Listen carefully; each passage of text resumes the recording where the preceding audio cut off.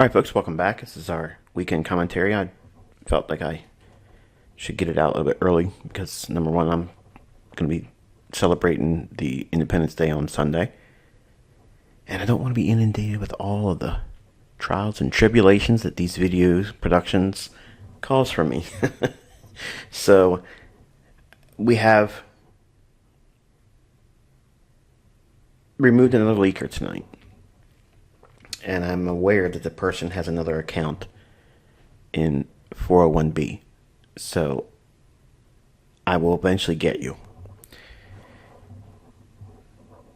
Going forward, the lessons will be a little bit more shorter, but there'll be something each day.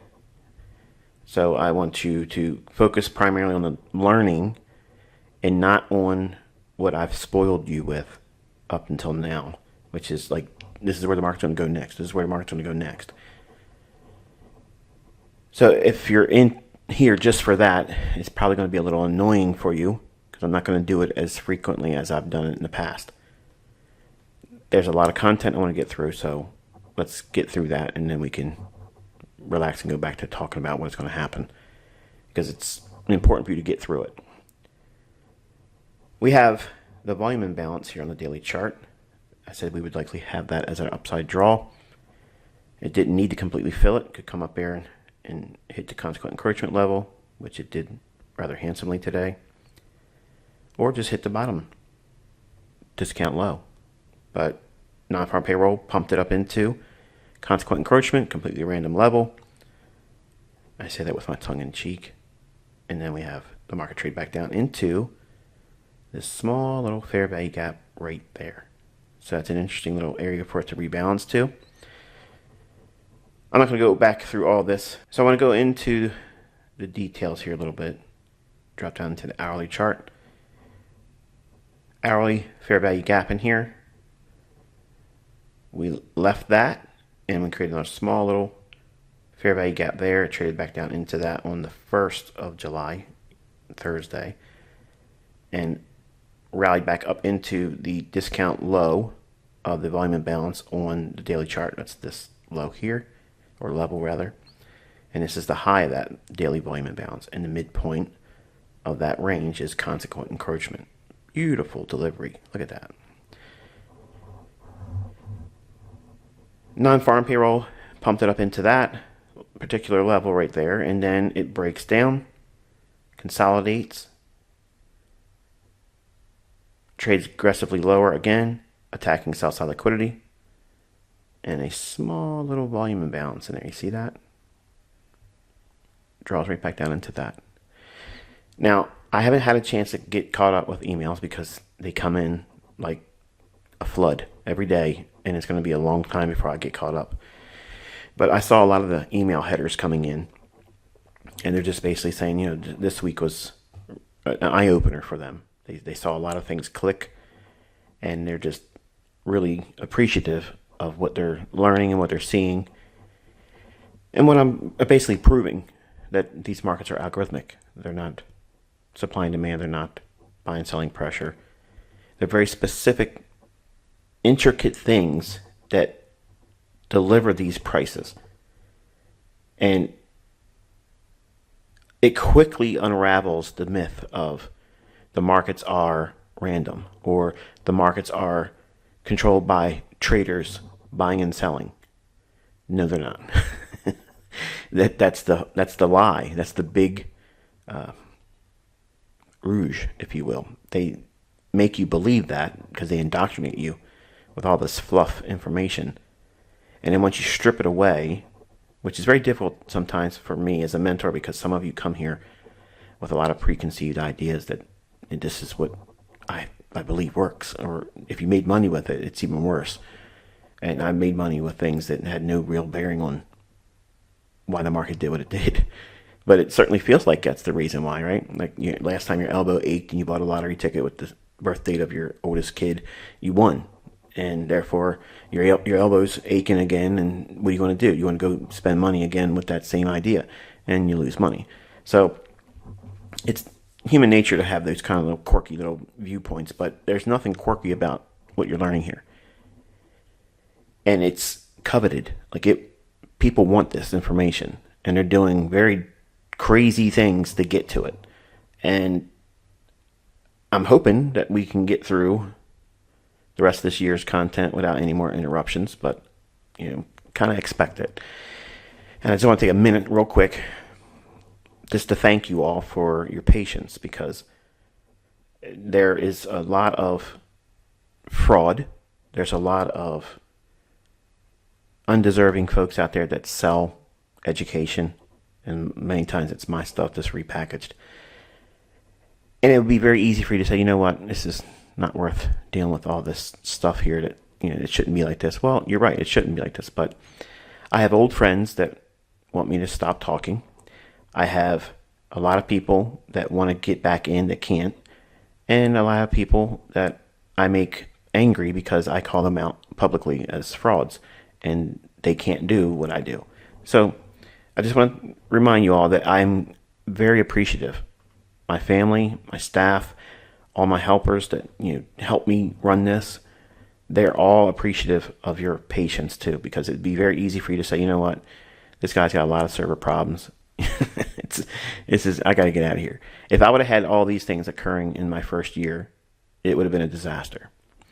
But a lot of you have been here for a long time now, and a new group that just came in, I'm very thankful for, because it's a testimony to your faith and trust in me as your mentor. Because if it was anybody else with Mickey Mouse level analysis and track record, you probably would have ran out the door and said, I'm not going to put up with this.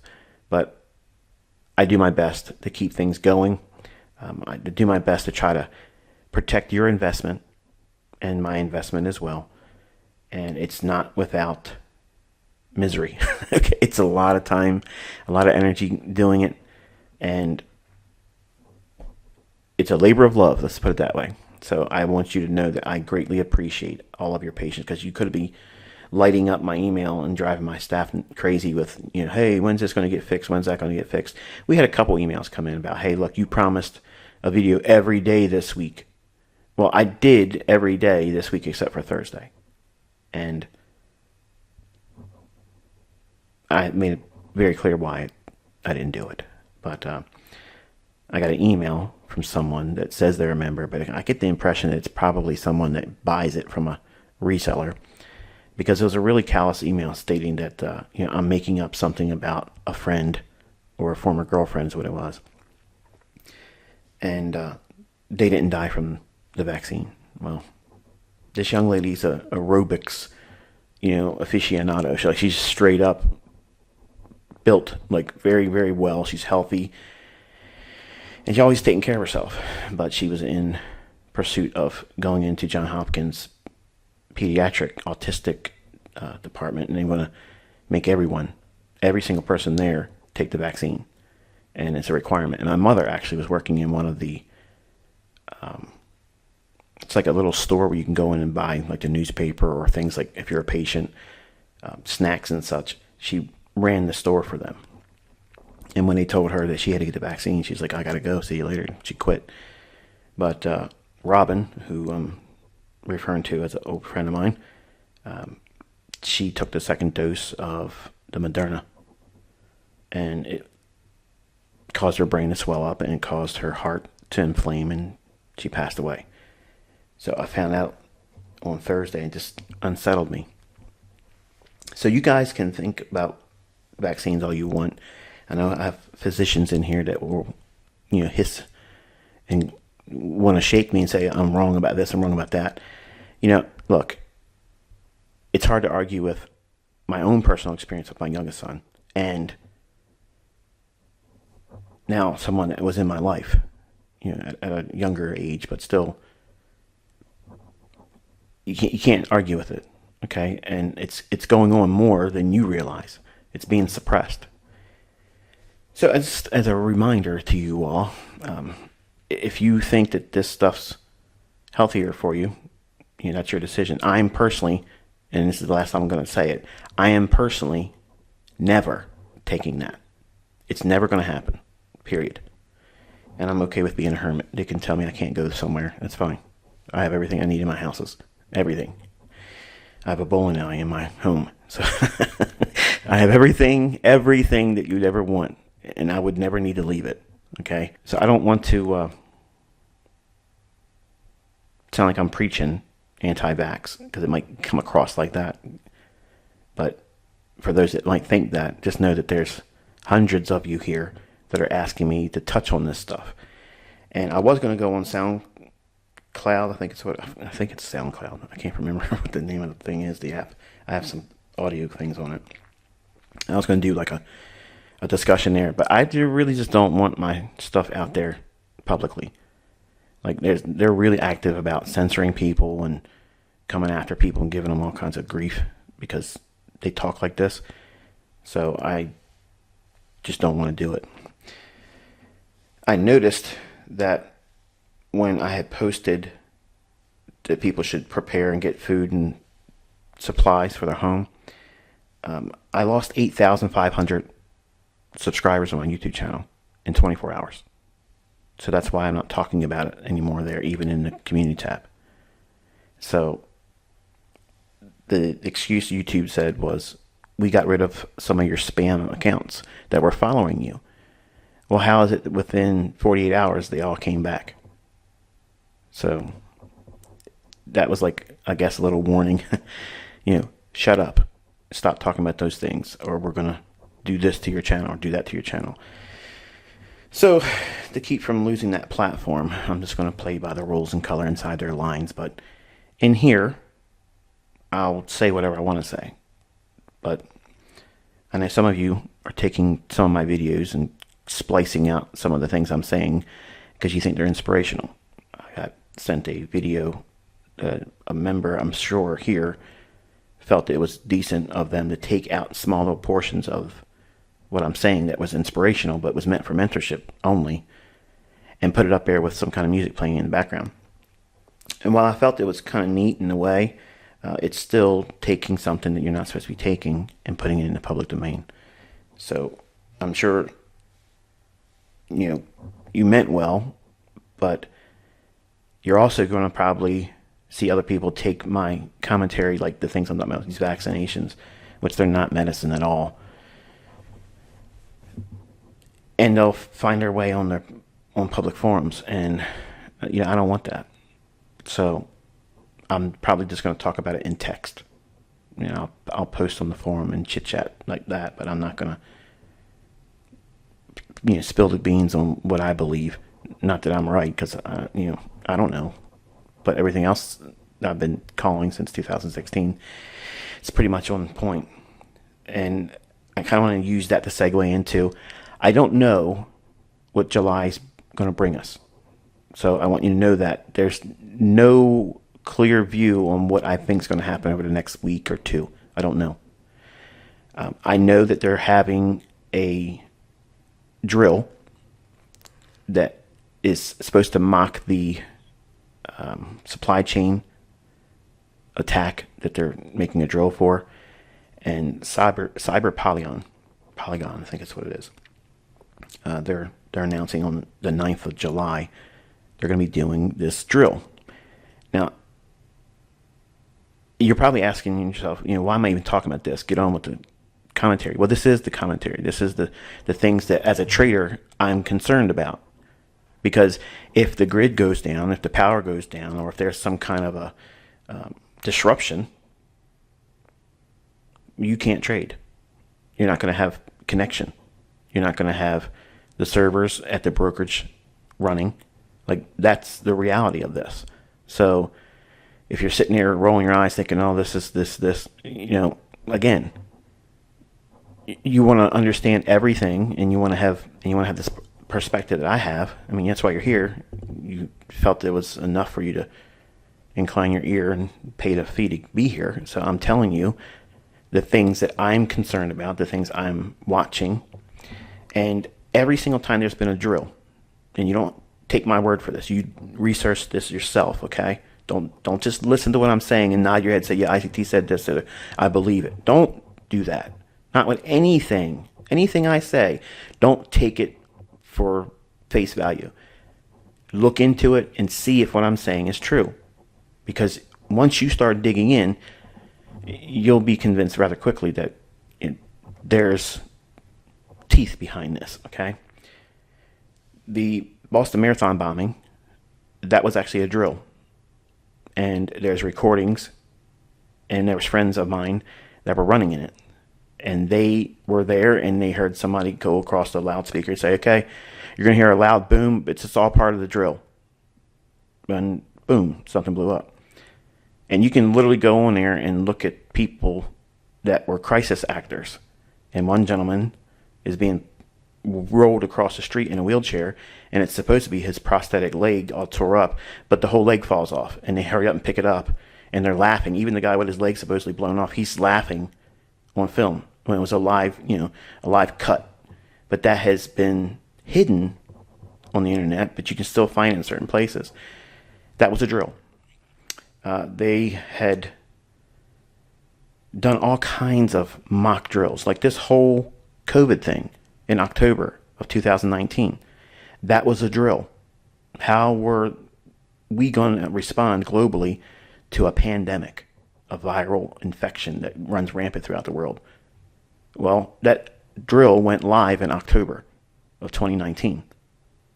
Isn't it ironic that the Wuhan lab started having problems in October 2019 and didn't really start to surface until December 2019? And I started telling everybody in January, get ready. This is, we need to be worrying about this, get food, get things for your home. And everybody was laughing at me. Remember all that stuff? Every time a big event and they call it a drill, it's actually a live exercise and event. That's what it is. Okay. So does that mean on the 9th of July that the grid's going to go down? There's going to be nationwide blackouts, in the U.S. or wherever? I don't know. But I'm prepared in case it does. And if it does, how long does it happen? How long does it involve our discomfort and,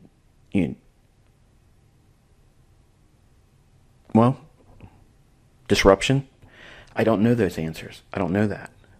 I don't know.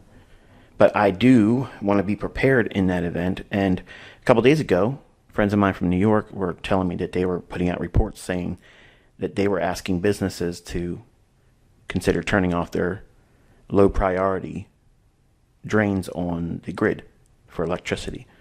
And then later on they said, okay, we're telling you to do it. That just to me seems like they're the warning signs, like they're the contractions in a woman's labor where you're like, something's coming. Okay. And literally, if you don't have a way of running things like your refrigerator or your freezer, if you have things like, I have several freezer chests and refrigerators full of things, and I have individual solar and gas powered generators on the ready in case we do get a grid down situation or a blackout that lasts for a week conveniently to spoil everybody's food. That's what I see coming. And it may not happen on the 9th of July. It might happen before, or it might happen in August. Okay. But I think that's a potential. And they're always saying that, these hacks are occurring. And I'm getting hacked. Okay. It's happening. So if you're not prepared and doing the things that you need to do,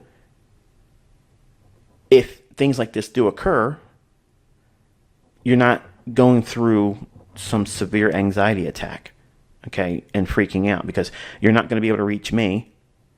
Think about it. If the grid goes down, you're not going to be able to email me. I'm not going to be able to be on YouTube. I'll be waiting just like you for things to come back, and then there it is.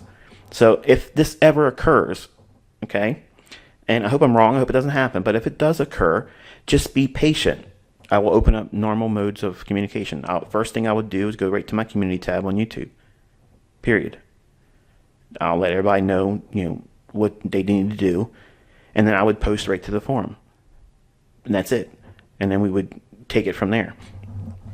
But these are concerns that I have, And I'm genuinely concerned because there's a lot of talk about the UK and Eurozone areas that they might be really enforcing this whole you have to have the vaccine or you can't go anywhere. Well, that might fly over there, but if they try to do that here, which they would try to do after it's overseas, they're going to watch the pushback over there when it gets implemented in August or whatever. It comes to the United States, and we're going to see some real shows here. It's going to become the Wild West like you've never seen before, because a lot of people are fed up, and that's going to affect the markets. That's going to affect everything. Everything. Dollar's going to be moving all over the place. Commodities going to be going all over the place. Like it's fixing to come to a real explosive, incendiary environment. And the markets will become skittish because of that. Scared. Okay. And it'll create knee-jerk reactions to things on the news wires. And it'll create these sudden bursts of excitement and then reversals. And that's the type of volatility that's probably coming. So that's why it's important for you to know these things. That's why, even if you don't believe it, if you don't think it's ever going to happen, okay, well, like I said, in 2019, something wicked was coming, and it's going to be worse than 9/11. September 11th, 2001. That changed a lot of things. And we're still seeing those things working towards an agenda.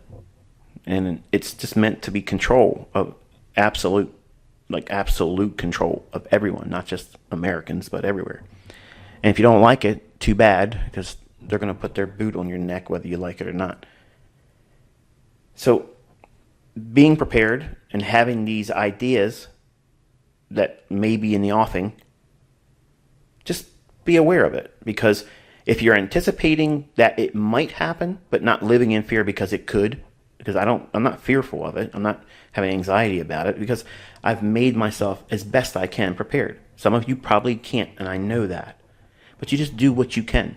Okay? That's it. You try to get alternative power, generator or a solar generator. I got one of them off of Amazon a couple months back, and it's pretty neat. It allows you to run a refrigerator, and you can charge it up in 4 hours in the sun with these big solar panels, but you can't keep it out there in the rain or snow or anything like that. It would damage them. So you have to have an alternative. So I have several gas and several solar, and they're not cheap, but it's just a peace of mind knowing that that's what it is. But all of these factors, if they come to light and materialize, that's going to cause some real problems, and the markets will have to digest that. And I don't know what their reactions and manipulations would be on a central bank level, because nobody's been here before. It's like last year, I did very, very little trading with live funds because I didn't know what to do. I didn't trust my own tools. I didn't trust what I've been doing my whole life.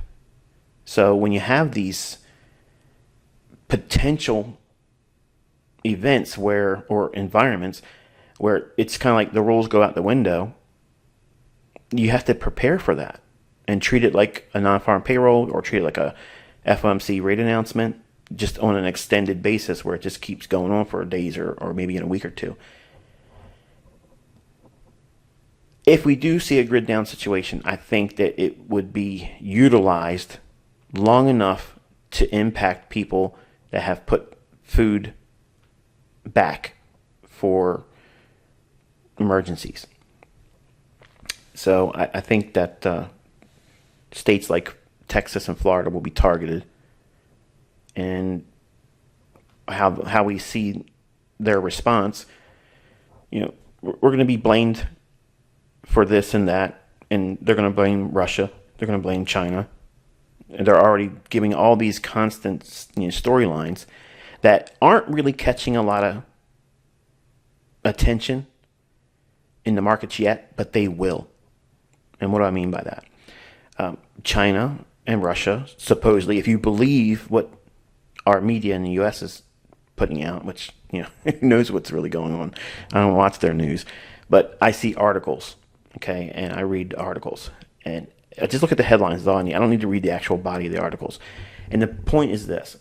The rhetoric that they're putting out in the U.S. is that basically Putin said, mess with us and we're going to destroy you. The United States isn't what they used to be, and we're a laughingstock. And I can imagine how outwardly, looking into our situation as a nation and our quote-unquote leadership now, it's a circus. Like, it's literally a circus. We're like the little car with a dozen clowns packed in it. That's the U.S. right now. It's shameful. And China basically said, they would bash in the heads of anyone that wants to challenge or, make a run on China. So, isn't it interesting that you're hearing those types of rhetoric coming from the two other large superpowers? In the United States is now in this weakened, wimpy little, distracted with all these things, internal strife, and it's a mess here, okay? And if we're ever going to be attacked as a nation, it's in this state right now, in this environment where we have so many things going on, and they're going to be able to blame Russia. They're going to be able to blame China. And you're probably thinking, man, what is this? Get on with the analysis. This is the analysis. These are factors that will impact the marketplace. I'm letting you know before they start happening, because, like I said, you're starting to see these articles build some foundation. So that way they can always point back to, oh yeah, remember that time back in June or July of 2021 where Russia and China were making hardline stances about this and that about the U.S. Well, I've already told you war is coming. That's coming. And you need to keep your eyes on the Middle East, because that stuff is going to boil over. It's going to boil over, okay? And it's easy for the United States and Americans to say, well, that's over there. It has nothing to do with us. And that is our arrogance speaking, because we think that we're sheltered from all that stuff, and we're not. No nation is. So all these chess pieces are being moved around on the chessboard, because the whole world is a giant chessboard, and they're all being moved around into a position where there's going to be a confrontation, and it's going to kick off. And anyone that is just paying the slightest bit of attention can see it. Like, they can see that, the world right now is a mess. And there's so many things I could literally go on right now and go off into crazy rants about this, that, and other thing. But just know that these are things that are on my mind right now. I'm watching them.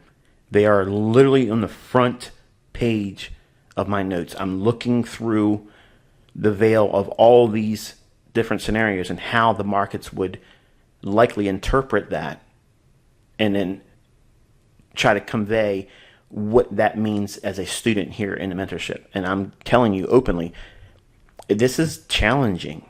Like, this is very challenging. It doesn't mean that there can't be short-term trading opportunities, because that's going to always be there, which is why I tell you all the time, as a developing student here, don't push aside day trading and scalping, because that's like your lifeline. That's one way you're going to be able to consistently find pips. You'll always be able to find something, at least there. You don't need to know what it's going to do for the full week. You don't need to know what it's going to do over the next 2 days, 3 days for short-term trading. You don't need to know what it's going to do for the whole month. You just got to keep it close to the vest. And honestly, I think that's the best approach right now, because what happens if they say the New York Stock Exchange has been hacked?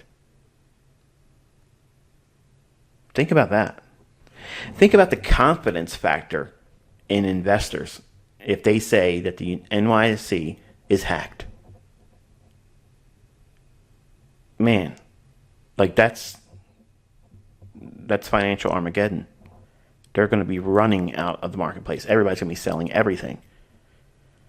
I'm not saying that's going to happen, but I'm just saying these environments, these climates that we're living in now, that's never been like this. It's exciting, but it's concerning too. Now, I'm not losing sleep. I'm not fearful. I'm not having anxiety attacks or anything like that. But I'm like waiting to see what happens next. Like, this is better than any TV show or movie that I've ever watched, because it's new, it's fresh, and it's terrifying if it starts to build momentum in a direction that none of us really want to see. But that terrible, dreadful situation that comes as a result of all that presents huge financial opportunities in the marketplace. So that's why I don't fear it, because I see this as opportunities. As a trader, droughts are terrible. People lose money, they don't get enough food, and it's bad for the economy. There's not enough taxes because things aren't being sold. It's a big downer for a lot of things. But for a trader, that is a gold mine. That is an opportunity. So therefore, before I learned to be a trader and a commodity trader back in 92, I would have anxiety about something like that. And I'd be worrying, like, oh my gosh, what's going to happen if I can't get food? And I would be obsessively thinking about those things. Whereas now, I say, okay, they're saying it's a severe drought. Okay, I'm going to watch the crops in agricultural markets. Boom. You sat here with me every week and month over the last year, and I called the huge bull market in grains.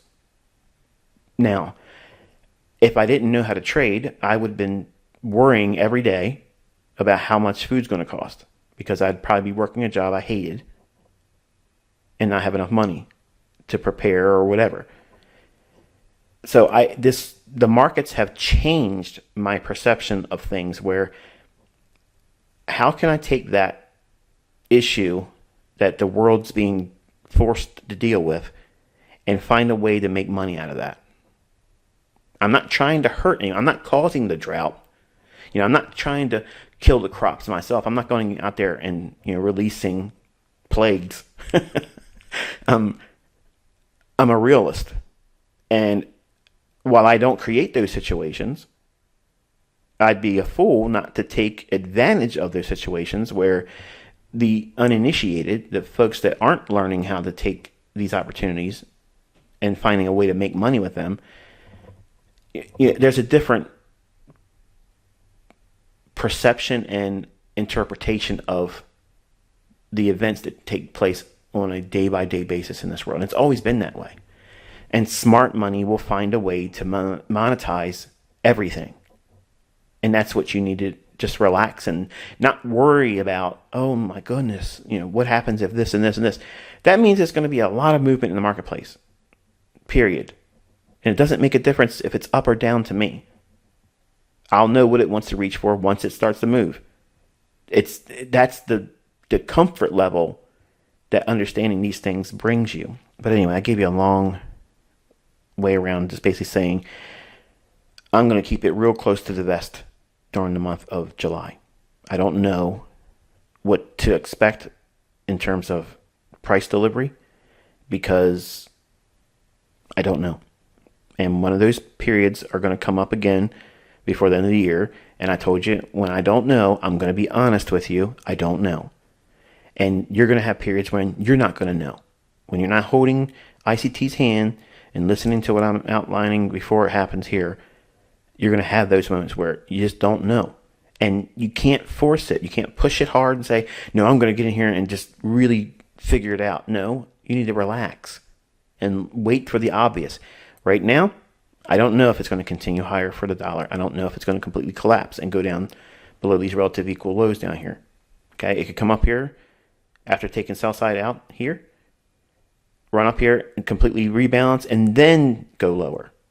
Or it could just keep on going right from here, go there, and we have a higher euro and cable market, because seasonally speaking, they tend to start going up around this time.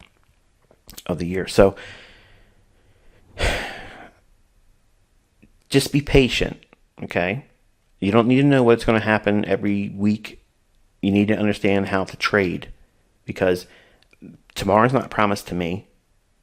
And if something happens to me, and the only thing you've been worrying about is what I think is going to happen next, and not learn how to do the things I'm doing these analysis opinions with, that's the wrong way. And why you're here. You're here to learn how to do this on your own, not be required to hear me tell you what should happen next. So with that said, let's roll on into the 15-minute time frame for dollar. Notice we have this area in here. We'll come back to that in a moment. We rallied above the buy side here and broke down below this short-term low. We'll come back to that in a moment. And notice that we have this little area right in here. You see that? This low, this high. That is your SIBI, sell side imbalance, buy side inefficiency. Do we anticipate that entire thing closing in? No. Why? Because we have that breaker. Down close candle prior to the higher high running up here. So if you have a SIBI in here, you have to factor in the breaker. Doesn't need to go all the way up through to the top end of that breaker. Once it broke below it here, it trades right back up into the SIBI and into the body of this breaker.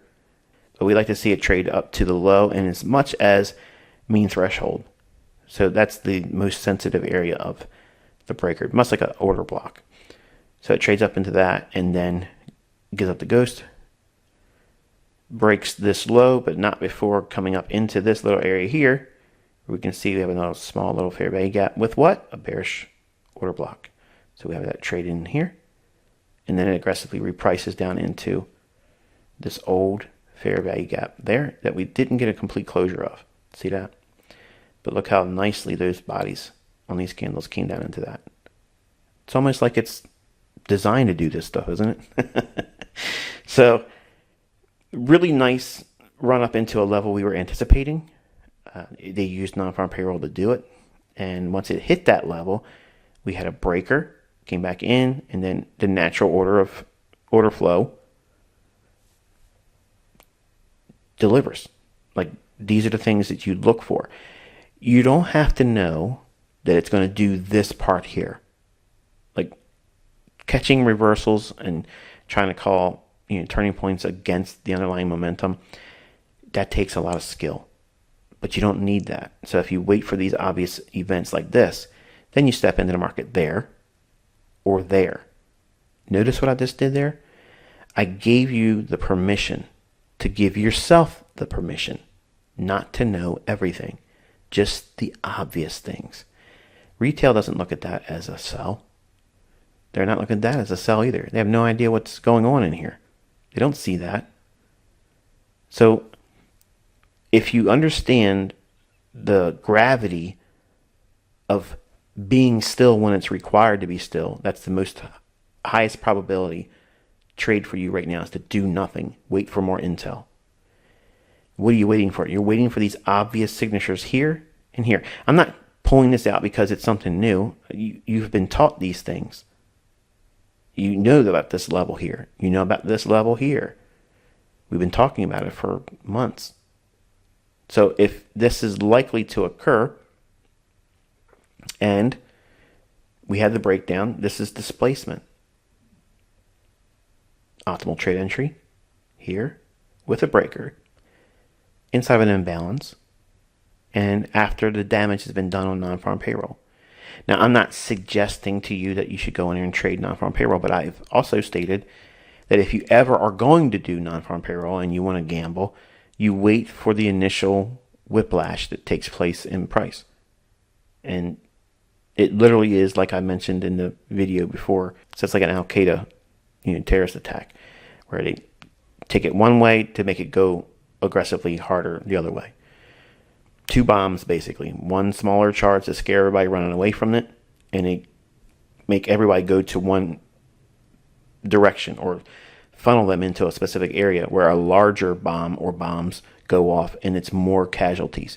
That's what non-farm payroll does. That's what FOMC generally does. That's what rate announcements do. That's what high impact speeches do, which is the reason why I tell you to respect them. The question came up is, hey, they supposedly added 850,000 jobs, or I don't know, the number is off the top of my head. I think it's close to it, but supposedly they added like 850,000 or 800 some thousand jobs. Now, that would be in normal instances, and also what's expected. If you look at all the calendars, they say generally, an increase in jobs is good for the currency. Well, what happened here? This is what I mentioned before. I don't care about the numbers on non-farm payroll. I don't care about it. We knew about the likelihood of trading up into this area and in consequent encroachment before non-farm payroll ever even traded there. We were talking about it on Sunday, a week ago, and it did it. It did the things that we talked about, or I talked about on Sunday. I didn't need the numbers. I'm looking for the delivery and narrative. So you had supposedly a good number coming out for jobs in the U.S., so why did the dollar tank? Well, look at your chart. It did what we outlined on Sunday. It traded up into this volume imbalance. It hit a level that's completely random and nobody would ever see in their charts. Consequent encroachment of a volume imbalance. Top of the week, breaks down. Here's your trade. Didn't miss that one. Okay, here's the other one. Where's it trading to? Another area of inefficiency that wants to rebalance. Euro dollar, daily chart. We were looking for this buy side imbalance, sell side inefficiency to be draw on liquidity for the week. We saw that happen. It went a little bit below that. We'll look at that when we get in lower time frames. But I just want you to appreciate the fact that this pair had really easy delivery on the downside to get to this imbalance. Euro dollar hourly chart. Immediate rebalance here. We talked about that on, I don't know what day it was, but it was an immediate rebalance. And then we drove down to the lower level of that buy side imbalance, sell side inefficiency. So our discount low. Look at the bodies of the candles. See how they're inside of the blue line here and this blue line here? And then we have that wick that occurs during the non-farm payroll release. So they wick it through it, but this is the bulk of the volume, the bodies. So it went down, basically closed in that imbalance, and then respected it and rallied higher. 15-minute time frame on the euro. Sell side liquidity pool. You watched me trade this if you looked at the previous video.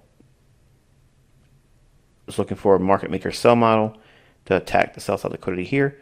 And what's not in that video, because I don't teach mentorship on public displays with my examples, is that we had the sell side liquidity pool here, yes, but the remaining portion of that daily buy side imbalance, sell side inefficiency with the discount low here. So I didn't want to draw any attention to that level, so I had the trade collapse earlier, which was inside of this area here, but you could have used this low minus 5 pips or so and see if you can get this kind of a whipsaw effect. The market rallies, attacks the buy side liquidity here and the buy side liquidity here, as I mentioned in the video prior to this one. But this whole run up in here created this fair value gap. What's next to that fair value gap? Bullish order block. So we have a shift in market structure, a complete run into a discount array, which is the buy side imbalance, sell side inefficiency discount low on the daily chart. That's what this level is here, and this is the premium high of that. It fills it in, overshoots it a little bit because of the volatility, but then rallies back above. Buy side's taken, keeps on going. Buy side's taken. We now have a shift in market structure after it completes a run to a discount array. Notice that. This is what we are looking for the week. We are looking for this for the week. So the weekly objective was we were wanting to see this imbalance close in on the daily chart. We got that on non-farm payroll. Then we have this. So what's occurring? The algorithm runs aggressively. What's it doing? It's smashing through all of the premium arrays. So now, once it's up here, what does retail want to do? They want to buy it. What do? We look inside the wake of all of this disruption. And there is your narrative right there. Bullish order block. The algorithm will go back down into that order block. And the fair value gap is your signature. Everything here tips off that it goes to this point. Then what's it going to reach for?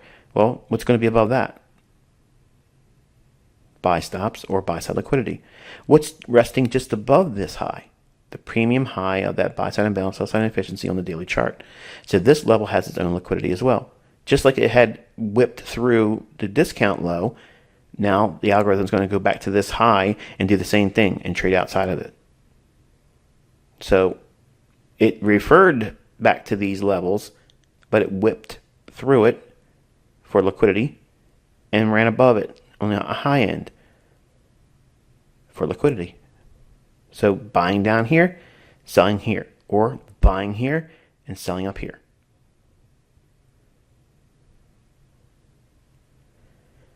Finally, we made it to the British pound versus US dollar or cable. It's our daily chart. Look at that balanced price range. Isn't that awesome?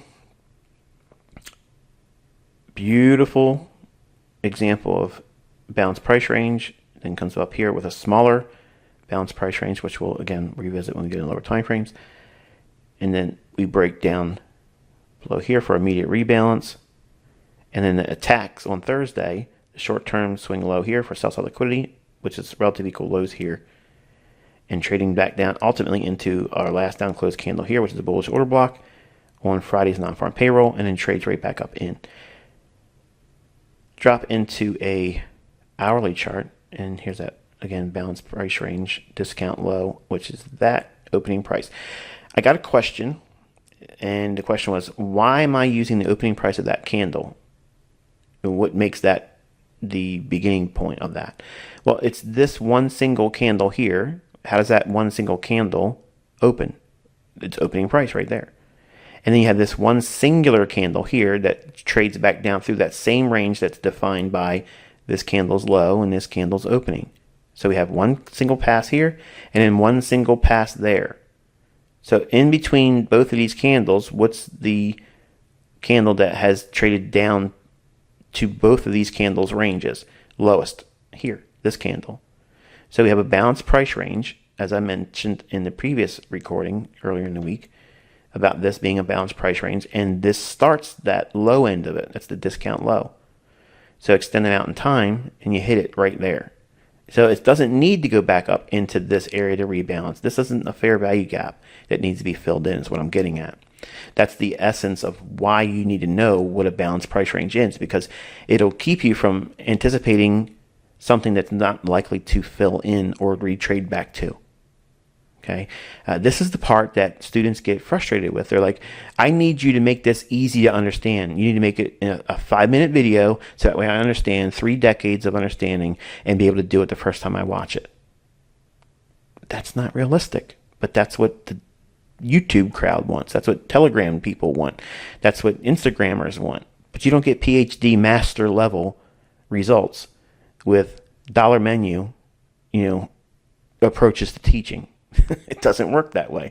So you have to watch a lot of videos, a lot of theory. You have to study a lot, and you start seeing these things. And that's why I said that you're in a community that's not meant for a 1 year and you're one and done. Like, this is a lifestyle. You want to be a master at this. You want to be able to know exactly what you should be expecting in price action and not have so many surprises. And over time, you're going to find that you're not surprised as much as you were when you first started, because you're indoctrinated. You've been initiated to what smart money is, and you've left the ranks of street money. Okay. I mentioned the bearish order block. It traded up into that. We broke down immediate rebalance, trades up there, and then we had the consolidation here for buy side liquidity to pull above these relative equal highs. Notice we had the lower high than this one. We broke down, sell side imbalance, buy side inefficiency. It comes right back up to the bearish order block and fills in the imbalance. presses in deeper and trades into the order block there during non-farm payroll. And then what happens? It rallies through, and we're going to find it. There's another fair value gap here in the lower time frame that's actually occurring right in here. But you can't really see it. It does come back down almost to an immediate rebalance, but not quite. But look at the 3 down close candles here. That makes up one order block. Opening price, extended through, hammered it. Now, by itself, it's enough, but we're going to refine it and go down into the 15-minute time frame. But this old low also was attacked. So that all the liquidity there and into the order block, and then non-farm payroll sets the stage to run up into this buy-side liquidity pool, which is a low resistance liquidity run signature during non-farm payroll. So it's how you would study it and watch it. And I pretty much outlined that when it was happening in the video you watched prior to this one. All right, and finally, the 15-minute time frame. Buy-side liquidity here. This fair value gap, we're going to come back to that in a minute. So all this here is a market maker buy model. So it's original consolidation. We break down smart money reversal, low risk buy. I'm not saying that non-farm payroll was low risk, but I'm just saying for the sake of going in and journaling, and I got another question also, will there ever be a time when journaling isn't going to be as intense and that we should spend more time doing other things?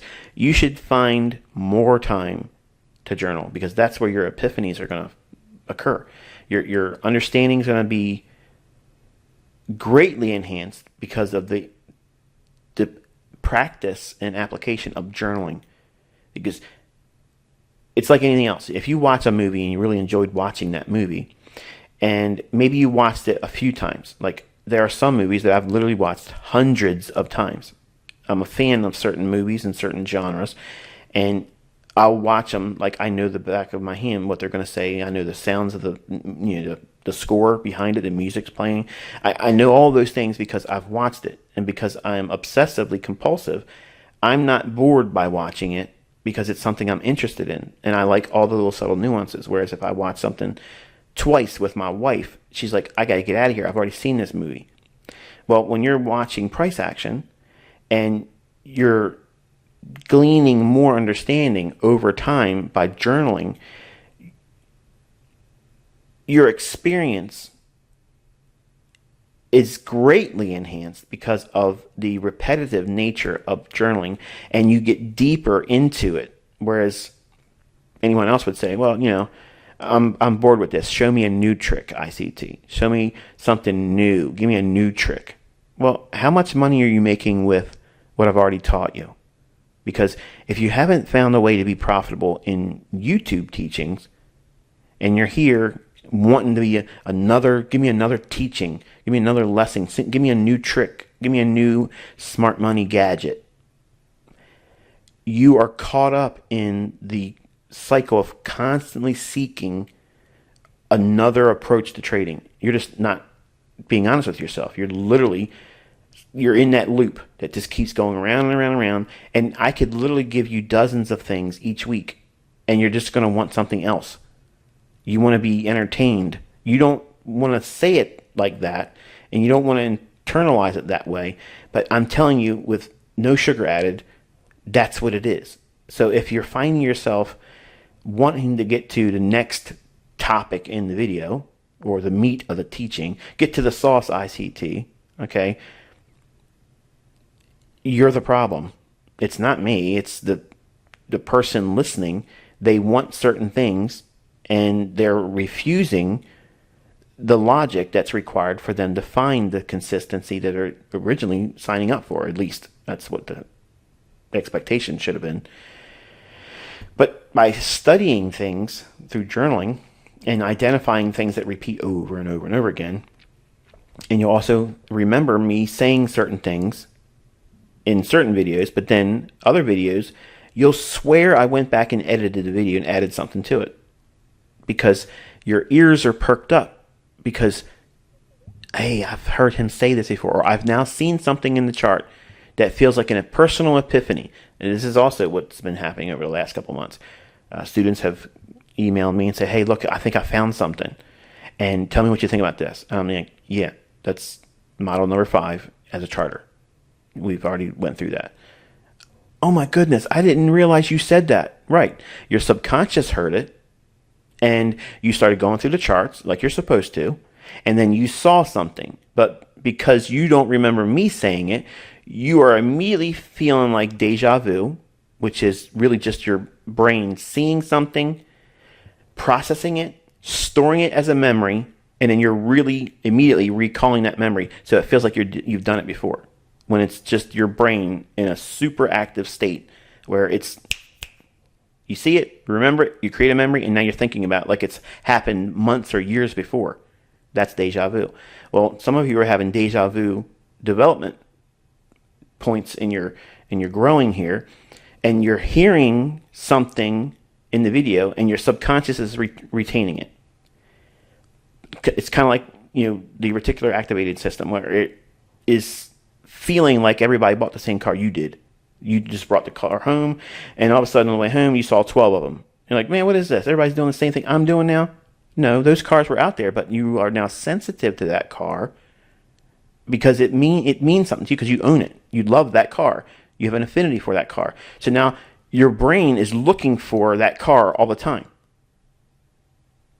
Well, if you listen to the videos and you study them and you write down things, questions that you have about that video that I say, or certain things that I say, some of you that are impatient immediately want to write me emails and then say, hey, I wrote you an email 8 weeks ago and I ain't got a response yet. I thought you were supposed to be a mentor. Yeah, I told you before you joined that you're supposed to be keeping a study journal, and I'm not going to be able to answer every single email and every single question because I already know that 98% of it's going to be answered if you just simply listen to the video and take notes. It's a progressive thing where you go through the next content. It feeds on itself. I know what you're going to ask me based on the things I'm teaching at the time, like right now. So you're wanting me to talk about why is this fair value gap being drawn over here? What's the significance of that? Well, I'm getting to it. But when we had this imbalance here, it trades down into that and then rallies higher. And then it starts to build a consolidation right in here at a random level where there was an imbalance. So what's occurring here? Sell side imbalance, buy side inefficiency. So when this candle passed down through, all the way through to here, and then we had the next candle trade up here, this had an imbalance, mainly sell side, and it was inefficiently offered for buy side. So how does this have to get rebalanced? It needs to trade up into it. Now, is it balanced at that point? No. No, it's not. It trades too quickly on the downside. So it's sell side imbalance. It's imbalanced because it offered too fast of movement lower. Now, if it's moving too quickly on the downside, the algorithm knows this, so it needs to do what? It has to rebalance that. Now, what does that mean? Not to pick on Chris Laurie or be taking this out of context. I'm not trying to pick on him or be mean or disrespectful, but he'll teach you that coming back up to that, filling that in, that's rebalancing. That's not rebalancing. That's redelivery. That's not rebalancing. That's redelivery. So the imbalance here, then we have redelivery. It's candles that are going up into that range. It's balanced when you have down candles inside of that range. Okay, so in other words, we trade back up into it. That's redelivery. Rebalance when there's down candles inside that range again. See that? There. That's rebalanced. That's why the algorithm starts to go higher. That's why I'm the only one who teaches like this. Because I know what's going on. I know how it's coded. It's the way it is, folks. So when you're looking for these fair value gaps or imbalances, it isn't filling in one and done. It's showing you something that is important going forward. Remember, you're learning about the IPTA data ranges. You have the 20, 40, 60 day look back. Then you have the 20, 40, 60 day cast forward. So whenever you have an imbalance like this, you have to cast that same range 20, 40, 60 days in the future. It will still be likely to be used that far ahead. Now, I just simply made all of your confusion about IPTA data ranges of no concern now. That's all it is. You're looking for a range. Okay, when does this fair value gap really expire? To me, 60 days later. Period. You're going to have a ton of lines on your chart if you think that you're going to have to look at every single one of them. Okay, there's an art form to this. There's a little bit of personal touch that you're going to have to bring to it, and that is going to be by experience. And I know some of you want to be able to answer the question of how many lines and how do I keep the one fair value gap on the chart that's going to work and all the fair value gaps that aren't. That's narrative. That's me outlining all this stuff down here in the day of the week when it happened, the fact that it traded down here because of non-farm payroll. You see how all these pieces, you have to know all of these pieces individually. And then once you have the individual components vaguely understood, then I teach you narrative. Narrative is, this is what your puzzle pieces should make the image of. If they're put in the right place, this is what it looks like. And then it's your job to pick up these individual pieces and place them in their proper location on your timing, not mine.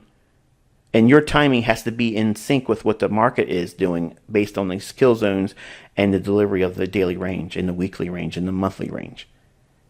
So there's a lot of balancing, but there's a lot of learning that you have to do. And you have to submit to it. And it's not easy and it's not fun, but guess what, man? There's nothing like this once you get it. And some of you are having amazing strides of development, lots of epiphanies, the aha moments. Some of you haven't had yours yet. That's normal. It doesn't mean that you're lesser of a student. It doesn't mean someone else in here is better than you. It just means that it just happened for them. It will happen for you. You just got to keep doing the things I tell you to do and don't do the things I tell you not to do. But the market delivers back into this imbalance here and then rebalances when there's down candles in it. Then we have the displacement on the outside. Immediate rebalance right here. See that? We leave the fair value gap there. The opening of this candle, immediate rebalance to this candle there. Immediate rebalance, then run. So if you're watching this live and it trades down to there, we're not looking at, coming back down to this level by itself. If there's a candle high here, that would be enough for me to key in on a entry live, just as it smacks into it right there. And then you would expect what? Because it's an immediate rebalance, then you should have a sharp, immediate response that the price should start going higher. Because the premise is this: you left the fair value gap, the next candle opens here, and then immediately starts to go down. By seeing that go down, and it goes back to this candle's high, that's an immediate rebalance. Think about the name I gave it: immediate rebalance. So now it quickly rebalances because it doesn't want to come back to this. Well, in the next couple candles, to put it that way, it doesn't want to come back down to this right away. It doesn't want to keep it as an open fair value gap either, something like this. So it's coming back down immediately to do what? Reprice higher. Where's it going to reach price to? Relative equal highs, buy sell liquidity. Boom. So I gave you all kinds of stuff in this video. I probably talked about things that probably bored you or got under your skin, irritated you. But as a trader, as a mentor, as someone that is watching the world stage, these are things that are on my mind. And I would be less of a mentor if I wasn't honest with you and told you these things are what I'm concerned about. My concerns may be misplaced. None of these things might not ever become a factor. And praise God if that's what happens. But if it does, I'm not going to be shocked. I'm not going to be put in a state of fear. It's not going to disrupt my analysis concepts. Okay? It's already has my concepts on high alert. Where, what am I doing? The trade is stillness. Have you seen a theme here since you've been here? I have a pretty good track record of knowing when to be active and when not to be active. That's the experience that 30 years almost lends me. And you have the benefit of having that. Where everybody else is, go, go, go, baby. Trade, trade, trade. Everything's got to be melting down. Everything's going to be exploding to the moon. It's all this excitement, exaggerated expectations. I'm trying to be a voice of reason and give you what's going to happen before it happens. I'm guiding you and navigating this with you live every single week, every single day. I'm giving you some kind of a takeaway where you're going to grow on a personal level to do this by yourself. And it's going to take you decades to get this good. No one's going to be able to say, oh yeah, I did it in record time. Because there's too many things that you need to learn and how that fits with your personality. I know how to do long-term trading. I could be just as precise as I am with these lower time frames with a daily and weekly and monthly chart. I just don't have the patience to let that stuff pan out. Like, to me, it's a waste of time. It's a waste of time and my attention, because I can take my time and devote it to a 60-minute chart and do what the average person can do in a month. And you're going to learn that here. You're going to learn that. But before you can do those Olympic-style feats, you have to learn how to crawl, then stand, then walk, and then also tolerate falling down. And realizing that just because you fell down and got a boo-boo, bruised yourself, or maybe even broke your leg, things tend to mend. And does a baby that falls and hurts itself when it falls and cries and has a tantrum, does it lose its interest in wanting to walk? No. It pisses it off and it wants to get up and run now. It wants to do the next thing. That's what you should be doing here. Anytime you have a setback and you feel like you're not getting something, or if you have a result that's not what you were hoping for, let it motivate you. Not into revenge, but let it motivate you that, hey, look, I'm not quitting. I'm going to do this, because I quit dozens of times. I called it quitting, but it was me just forcing myself to take a break, because I was already bitten by the bug, and I would never be able to throw this away and do something else. Like, I can't imagine doing anything else. So you have to grab onto that like a pit bull on a pork chop and simply say, I don't care, hell or high water, as long as there's markets and I have my mental faculties, I'm going to be in these markets one way, shape, or form, and I'm going to master myself, and I'm going to master the markets. Period. There's no other alternative.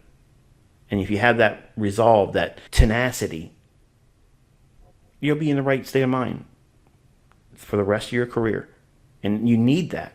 You need to be able to say, I don't need someone to pat me on the back, and I don't need anybody to say, you'll be okay.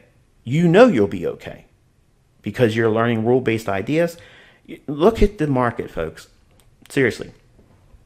Strip away the times when when I'm honest to you and say, I don't know. I'm waiting for more information. And once I get that information, it's like Swiss timepiece precision. No one can argue with that. And it's not a bragging. I'm not beating my chest. I'm just saying that some of you that are new here might not notice that. And it's my job as your mentor to remind you, you've been with me now. Well, you're going into your 6th month. So you've been with me for almost a half a year now. You have seen periods where I don't know, and it doesn't break anything. And then you know when I'm on side and I know what it's likely to do, how next to perfect it is.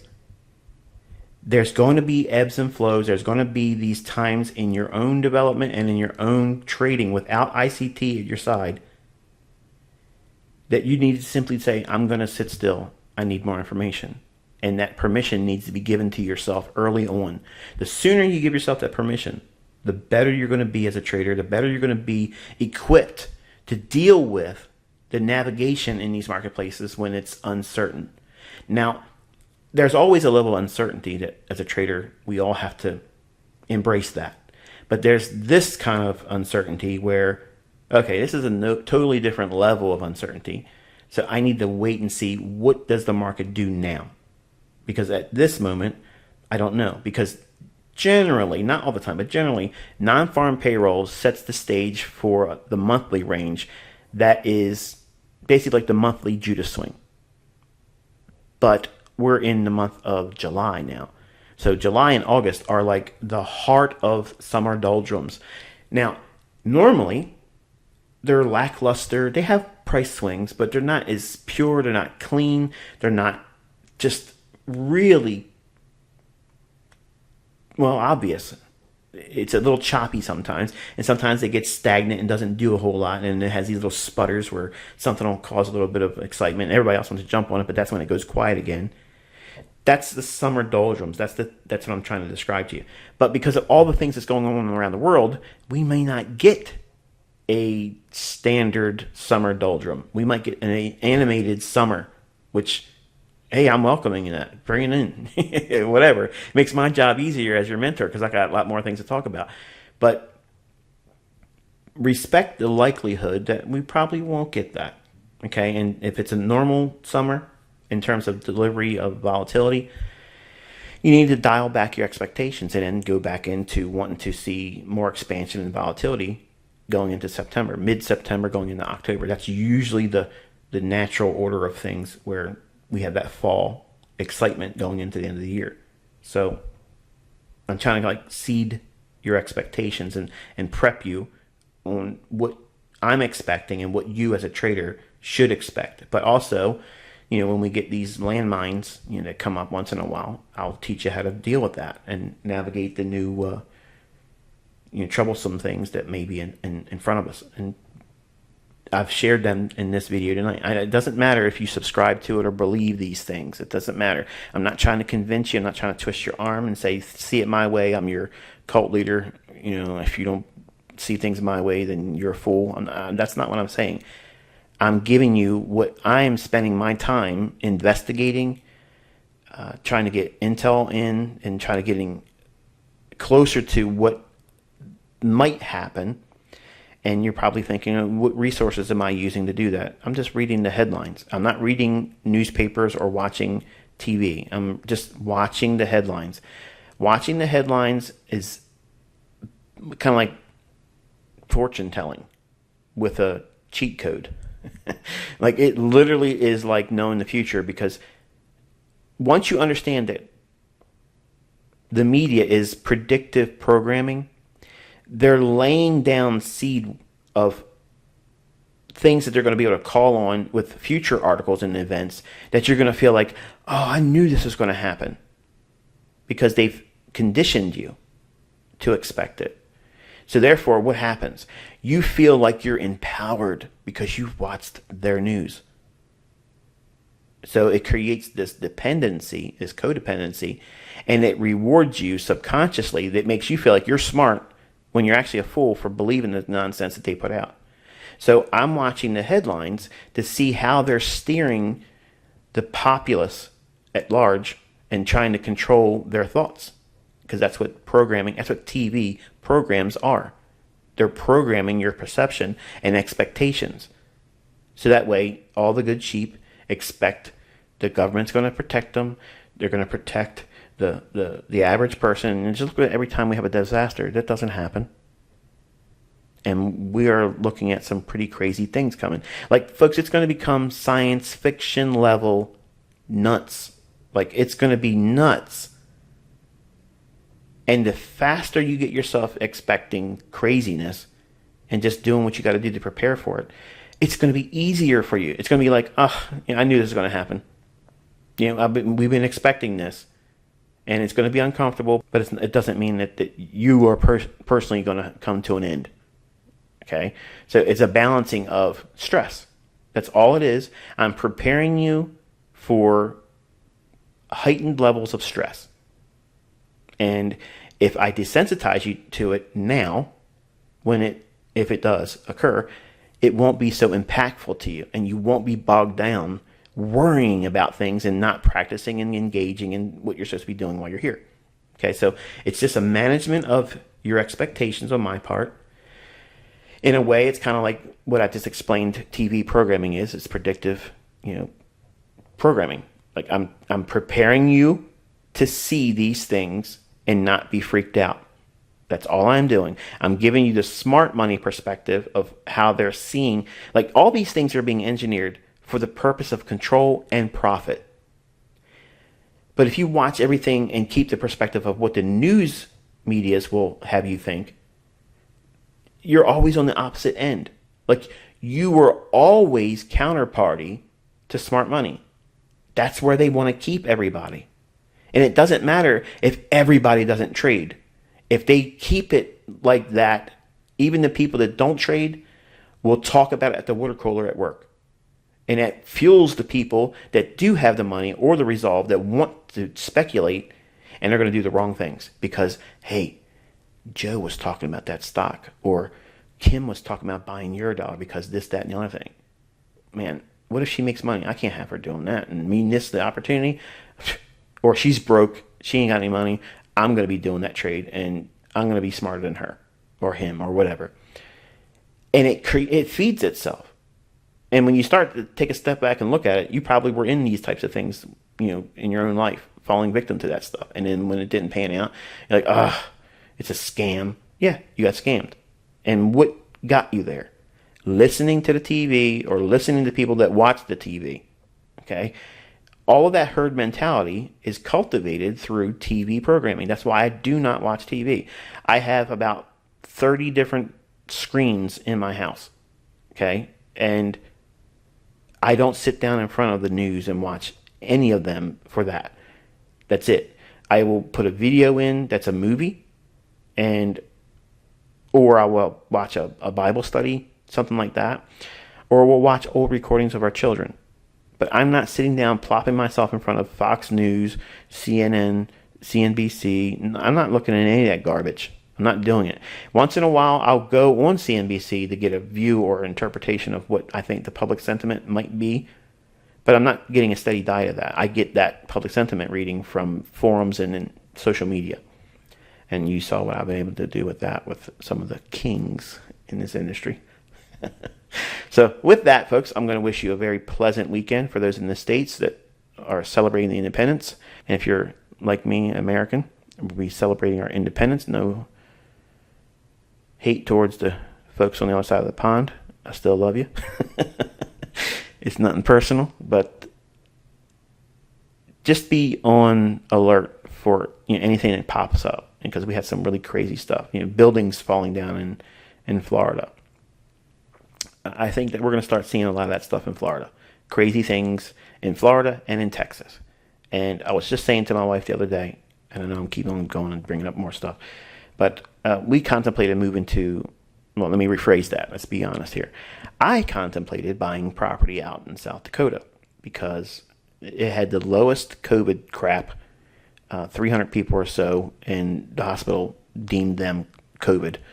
But they never forced the mask mandate. They never upheld any of the close your business down stuff. Like, they just kept things as normal. And they thrived. So there was flights going in and out of that state. Why didn't COVID take over there? It didn't happen. It's Republican-led, and those folks up there seem to have a brain. I mentioned that it's probably a good idea to maybe buy some real estate up there in case things get screwy. We can roll up there and wait it out there. And I was literally in the market looking for homes this morning there. And Biden Newswire came across saying that, there's a ban on the fireworks at Mount Rushmore. Well, to me, it just feels like that's bullying. And come on, we're outside. COVID's not going to get you from a firework going off in the sky. California's doing bans, traveling to states. They're saying that it's the LGBT community that's being attacked or harassed or, having some kind of hardships placed on them. But take that aside, move it aside. I'm not saying that stuff doesn't exist or doesn't go on, but that goes on everywhere, not just in specific states.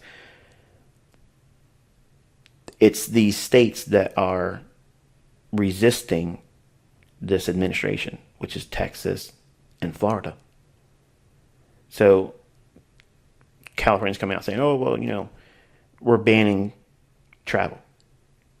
You can't do it. Look, at some point, this type of stuff is going to come to a head. And if you know real history, American history, the Civil War wasn't really about slavery. It was about the states governing themselves. That's the reality. I have old history books that you can't even buy anymore. And this is stuff that we were taught in schools that my children don't even know. Like, they have opposing views of what real history was. And it's shocking to see how dumbed down public schools and even homeschooling curriculums tried to indoctrinate children. And it's madness. It's madness what is really taking place. So in closing, I'm just going to say this. Trump has come out and said he's made a decision.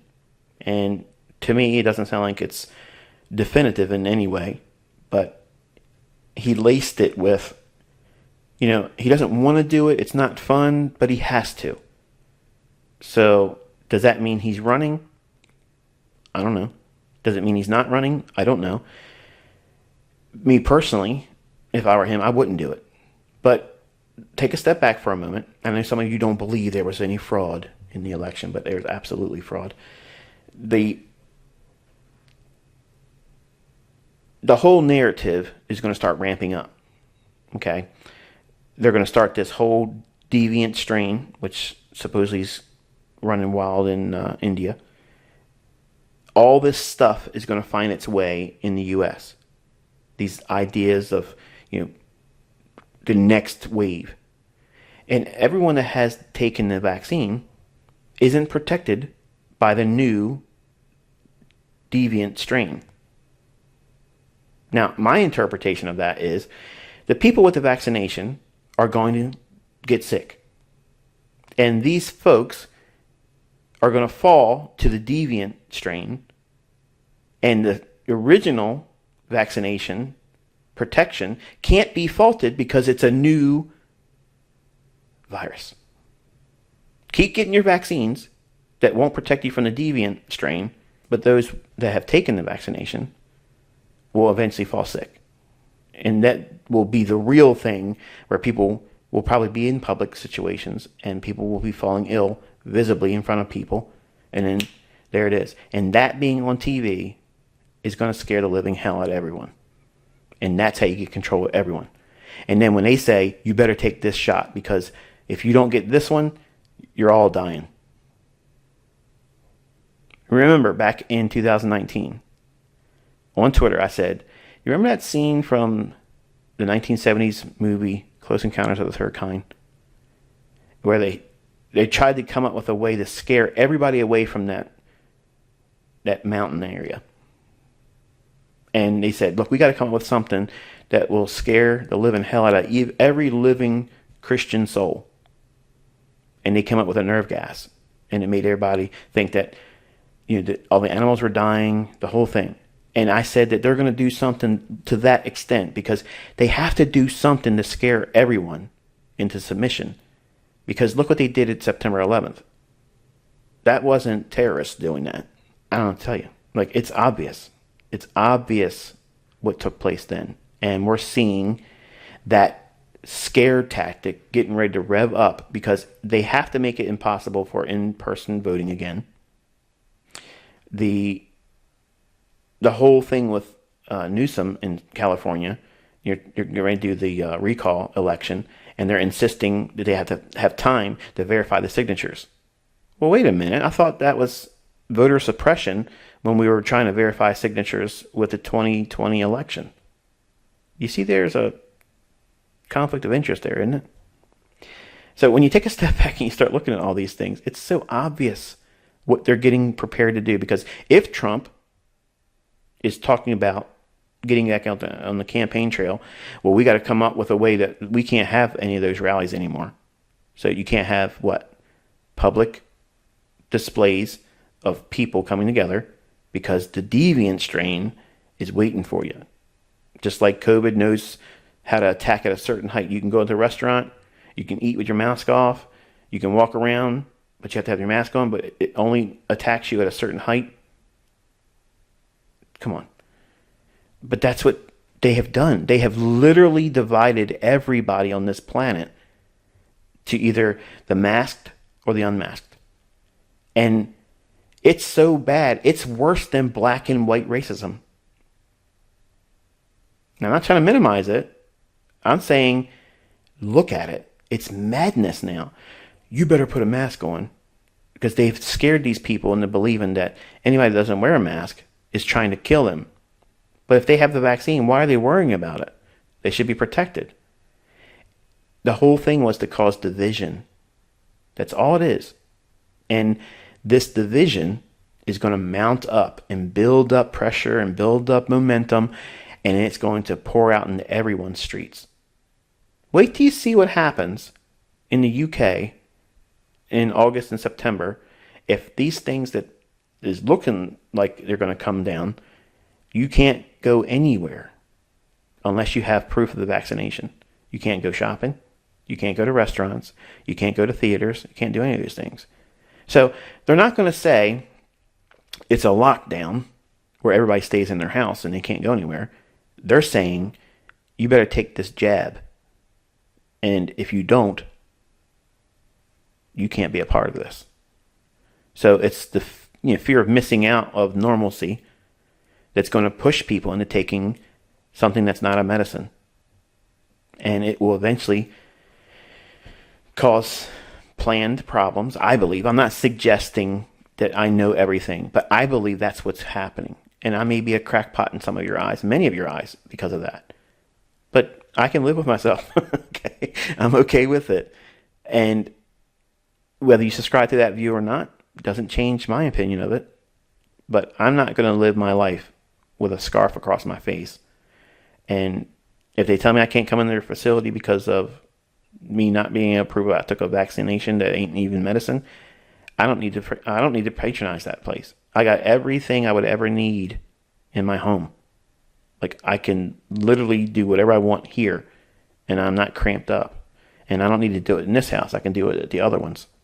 So you're going to see the reaction to people and what they're willing to put up with. And this time it's going to get bloody. They're going to be doing things that are going to require a strong arm response to those that say we're not going to comply. And how you guys across the pond deal with that should and if it occurs, and it certainly looks like it's likely to occur, is how the rest of the world, Canada and the U.S., is going to follow suit and do basically what y'all are going to do. But here we got guns. Here we have people that can't wait to do it. They can't wait to stand up and say, no, I'm not going to do it. And it's going to be an interesting show. And a lot of people around the world are just waiting to see the strong, patriot, country-loving folks that here in the U.S. that have weapons and say, no, you're not going to do this. Like, a lot of those types of people have put up with a lot of things that our founding fathers would have never done. But there's the other half of our community here in the U.S. that have this, you better do what the government says, or you're a terrorist, or you're this, or you're that.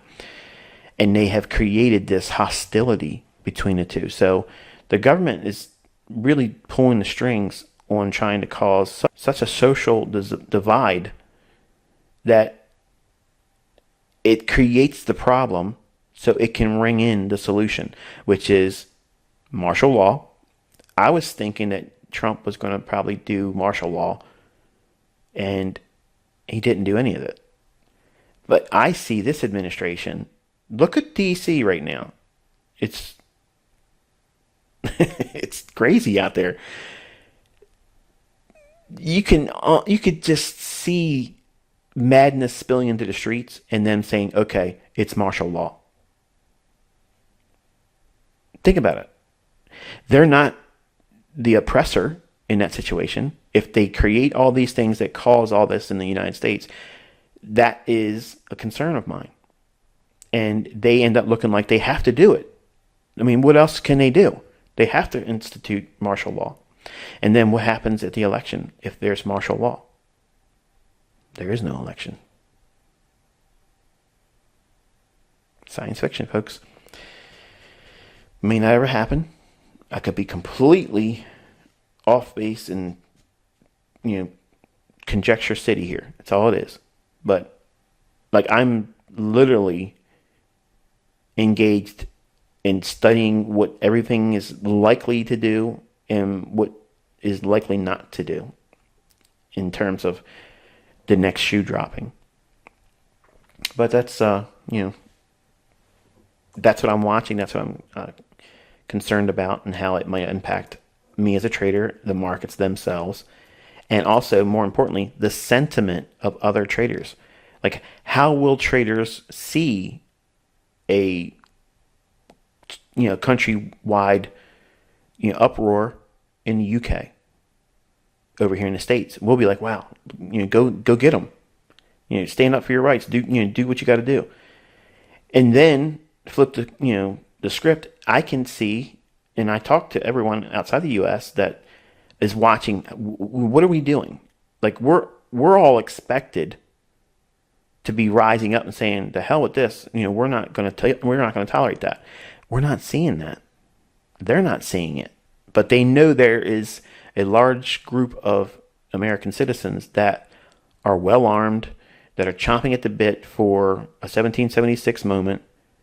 And I'm not saying that it should happen. I'm not saying that I'm going to be out there doing anything like that. I'm just stating the facts that everybody around the world's watching us. And our enemies know that we are in a weakened state right now. It's just ripe. It's the right time. The iron's hot. And if any nation wanted to come at us right now, or when it gets a little bit worse, is probably the best time, because we're so distracted and weakened as a nation that it would be perfect. And I've said this to my friends and family. I literally see weapons being dropped on mainland. Like, I can see it coming. And it might be just a wild imagination. It's not wishful thinking, I can assure you, but it's something that will literally scare the living daylights out of every American, and me included. Like, how would you react to a small tactical nuke being implemented in your town or your state? You'd be freaking out. Think about it. The people that are trying to control and gain power like they are, they don't have rules. They don't have any of those limitations. If you're in the way, you're a bug. They'll drop a whole building to get rid of every bit of the evidence, and they don't care how many people's in that building. And they don't care if it's being recorded, and they don't care if you're the president and you say you're going to expose them. They will blow your brains out in front of everybody watching all around the world. That's the people that's in control and trying to get and maintain more control. And nobody can compete against that. Like, there's no one nation, there's no government body, there's no President Trump, there's no president in the future coming that's going to be able to stand against that stuff. And that's what sets up the end times. So when you have these things occurring, it's hard not to get excited in a way where, we're going to see some real animation, not just locally in the States, but y'all over and across the pond, you're going to have your fun first, probably. And we'll be watching your response to that. If you haven't prepped, if you haven't got your house in order, getting supplies and things, you probably should start doing that. And I'm going to toss this out there one more time as a reminder. If you're trying to save money to open up a trading account, you probably aren't going to be able to save enough money fast enough to get to an account size that would be as meaningful to you if you already knew how to trade. So if you have cash, listen to me, okay? Really listen to me. I'm going to close the video here because I've already spent way too much time, but I've not been able to talk to you. So I want to be able to cut loose and say what's on my mind. And in this area, I feel a little bit more comfortable because I won't do it on any social media stuff. You should take the cash that you have, or if you can charge up a little bit of credit but not go nuts with it, get your house prepared. Get some canned good foods, some bottled water, water filters, household supplies, things that you would use on a normal day basis, laundry detergents, lighting. If you go out and find that the power goes out, anything that makes those types of environments or conditions a little bit more tolerable, do it. And just prepare. Just be prepared to be uncomfortable should things happen. And if you have a way of defending yourself, finding a way to get tools and resources, and you know what I'm talking about, now's the time to do it. Because they're going to be making it more difficult eventually if these things are going to happen. And then you just relax. And you're probably saying, well, I'm hoping to have this money to open up an account to trade. If you learn here how to trade, you do not need your own money. You don't need that.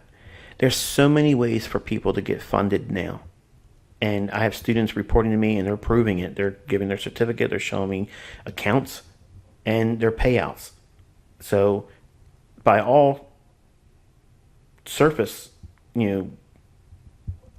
looking at it from outside in, like I'm not there doing it. I've never done it personally. But they're all co-signing, saying, look, I opened it up. I did their test, their challenge. I beat it using the things that you taught here in the mentorship. And now I'm funded. I got $20,000. I got $50,000. I have a $100,000 account. You can get that rather quickly, folks. How long will it take you to save $20,000? Some of you probably wouldn't be able to do that in years. It'd probably take you 20 years to save something like that. And that's humble. I started humble. But right now, if you have the means to do so, please just do what you can to get at least 6 months worth of food, water, over-the-counter medications that you would normally have. And if you have prescriptions, just try to get your doctor to work with you and give you an extra month or two if it's possible. You probably won't get it, but asking is the only way you're going to know. And it's always no until you ask. And just trust the fact that once you learn how to do this, there are lots of people out there that will throw money at you. And you don't need to have all these concerns about I want to save up money, I want to grow my account real fast to get money so I can quit my job. Look, if you know how to trade and you get funded with $100,000, you won't need to work. Okay? Think about it. Do the math. Okay? Like, you all have opportunities that I didn't have, but you're trying to rush too fast to get out of the problem or the uncomfortable position you're in right now. I'm warning you, for everybody, myself included, it's going to get really uncomfortable here in the next 6 to 18 months. It's going to get really uncomfortable. So pour all your attention into preparing your home and your family, and then study. Because this skill set, you will find ways to put food in your belly with this. I promise you, it will not be wasted. It will not be wasted effort. It will not be wasted money. But if you don't buy things that prepare your home and your family, you are asking for failure, because you're going to see and feel stress like you've never had if this stuff does happen, even on a small scale. So be a good steward with your money. Be a good steward with your responsibilities as a head of your family. And if you have children, think about that. What type of supplies do you need? And try to build into that. Maybe you have an infant now. I had a lot of students that ended up getting pregnant because lockdowns, there's lockdown babies now. So think about, you got to buy diapers, right? Well, don't just buy the diapers that you're using now. Think about, well, if this does go a little bit longer than you'd want it to, buy the next couple things up in sizes of diapers. It's things like that, just preparing. You're going to use these things. You're not wasting the money. You just won't have to go out as soon to get it. You'll have it. It's insurance that you're going to use, and you'll be glad that you're using it, unlike paying for fire insurance, home insurance, and car insurance, where you don't want the experience to have to use that insurance. Like that's a problem. If you have to use the insurance, there was a problem there.